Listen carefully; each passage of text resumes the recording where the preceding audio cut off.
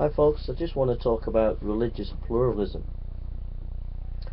Religious pluralism is the idea that all religions are of the same value, and that, well, to say that one religion is superior to another is basically offensive. And so religious pluralism has become part of Western culture.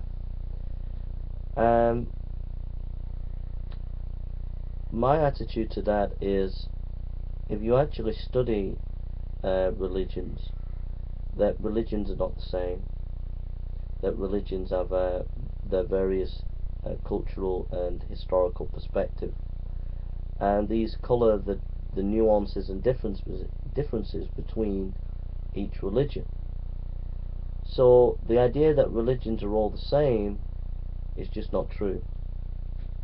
The second thing is, to say that all religions are of the same value is an epistemological claim that is dogmatic and lacks any intellectual credibility. What I mean to say is that if some culture or some society takes the position that all religions are the same or valuable in that sense, then it means that they have a truth claim that is more authoritative than any religion. But that is an assumption. It's an assumption,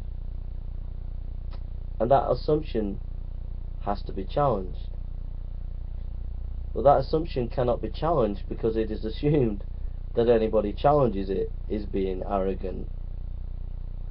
So the Western mindset that seems to be saying that we are going to be more tolerant of all religions actually becomes intellectually intolerant. It becomes a castle, an intellectual castle that you cannot challenge, because if you do, you're being intolerant, based on a truth claim that has not been and cannot be intellectually defended, and refused to be intellectually defended, or refused to be challenged by any religion whatsoever. That is the essence of dogmatism, and that's what you find with Western intellectuals. Western intellectuals are the most dogmatic people on the planet. These Western intellectuals in the universities, whoever they be, pride themselves on their openness and their sophistication and their openness and their tolerance. But you've never seen such intolerance towards Christianity as from these people who claim to be tolerant. They are the most intolerant, narrow-minded and bigoted people that you could ever meet. And these are our top academics. So you academics out there, and you intellectuals throughout the universities of the West, you can smirk and you can think that you're open-minded. You can think, oh yes, we in our universities respect all religions, and all religions are of value. And you can do your lectures on philosophy and your lectures on physics and biology and all the rest of it. But you have an inferiority complex because you cannot face being challenged by any religion, especially Christianity.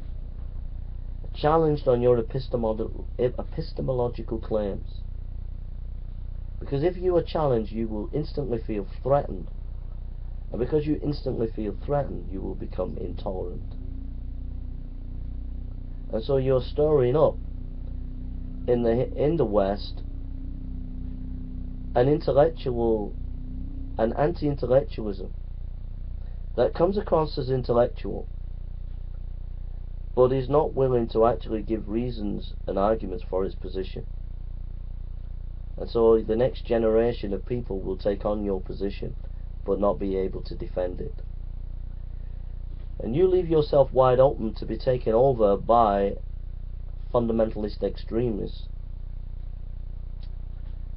who will then muscle in on these people who you've trained, who never was able to defend their position because you never allowed people to challenge your position.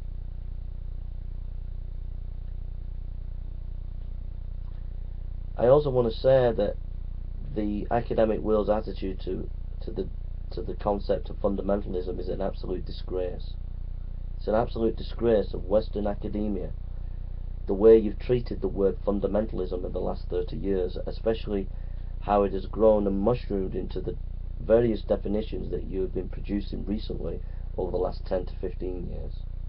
It's an absolute disgrace, and you should be ashamed of yourself as academics. The word fundamentalism now is associated with people who are anti-intellectual, people who are interested in violence or extremism. That is an absolute disgrace for academics to allow the word fundamentalism to be hijacked the way it has. An absolute disgrace. And every university professor should be ashamed of themselves. And you need to rescue the word fundamentalism and put back a proper definition and understanding of the case. Fundamentalism, in the truest concept, is to be fundamentally committed to fundamental aspects of a religious faith. And you can be committed to the fundamental aspects of your faith, but it be intellectually rigorous. If you don't believe me, look at the early Princeton theologians. B.B. Warfield was a fundamentalist, but he was a person of high intellectual caliber. And his books that were written in the defense of the Bible was never challenged by the academic world because they were so powerful in their scholarship. Fundamentalism has been used as a word to bash Christianity and bash religion, to control religion because of the West's so-called Enlightenment point of view. But that Enlightenment point of view came crashing down in the First World War, the Second World War, the Vietnam War, and all the shenanigans that's gone on over the last 20, 30 years in politics in the West. The Enlightenment project is dead. And you're holding on as academics to the last vestiges of modernity, which is soon to end in political collapse. So you need to repent and turn away from this intolerance to Christianity in the academic world, in the universities. This intolerance against the Christian faith. It's a disgrace, this intolerance that is around today in the West. You need to allow Christianity its say. You need to allow its Christianity the opportunity to challenge your thinking epistemologically.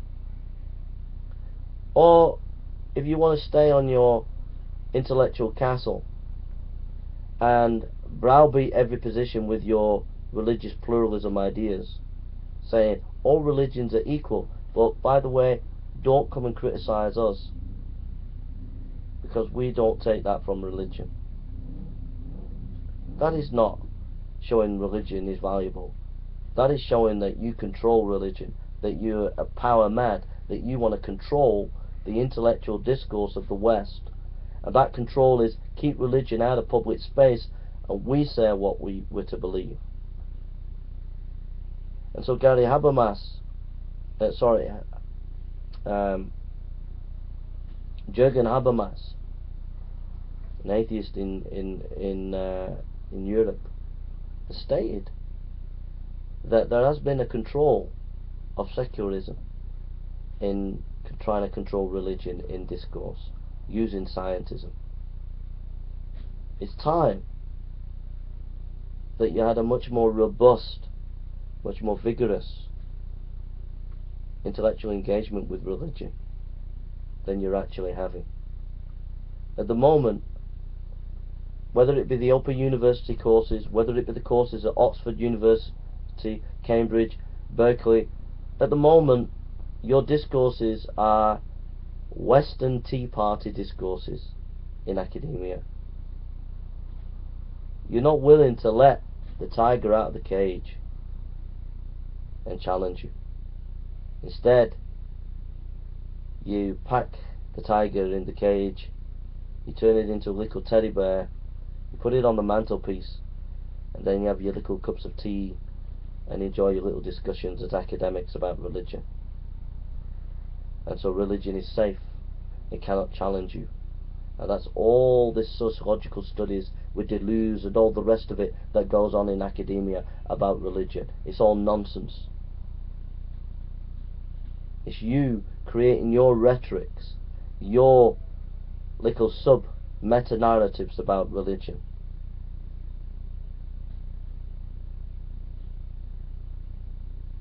You need to let religion really speak. Let them challenge your epistemological perspectives. Then we'll see some real shaking up in the academic world in the West. Then we'll see some real academic discourse. Then we'll see some real thinking, instead of the namby-pamby, Western, syrupy, gooey academic discussions on religion that's around today, that serves no purpose but to tickle the backsides of an intellectual elite that is anemic and has no passion, no strength, and no vigour, no desire for future development of Western culture, but is only sickly, and walks sickly, and walks as ghosts, having no flesh on itself. That's what we need today. A religious pluralism which is much more robust and dynamic, that allows for intellectual debate and challenge in a much more vigorous and passionate way, and allows two flowing of ideas from religion to secularism, secularism to religion, Christianity to secularism, secularism to Christianity. Not secularism is in control and has all power and puts religion in a little cage, reduces it to a little teddy bear, puts it on a mantelpiece, and everybody can be happy, scratching each other's back, having nice little cups of tea as academics.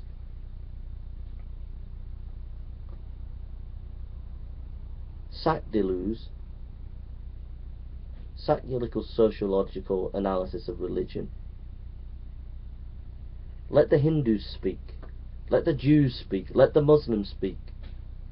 And let the Christians speak. For Christianity, the West was based in Christianity. So why will you not let Christianity speak? Why will you not let Christianity challenge your Western values?